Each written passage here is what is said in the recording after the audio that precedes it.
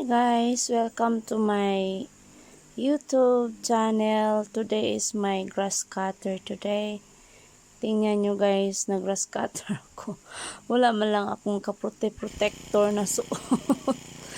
Kasi ang init-init kasi pag may mga suot-suot pa ako na kung ano-ano dyan. Kaya siguro, ewan ko.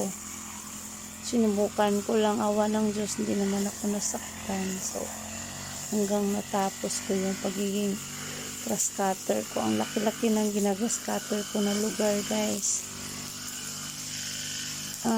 Binibilisan ko lang yung timer ko kaya ang bilis matapos. So, yun.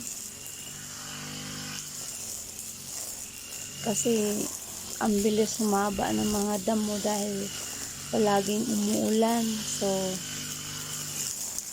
kaya parang naisip ko baka may tira na dyan.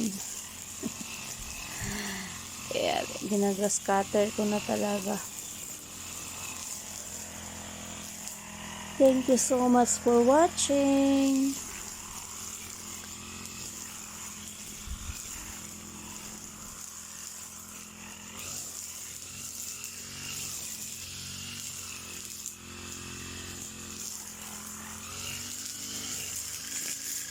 Look at yung forma ko guys.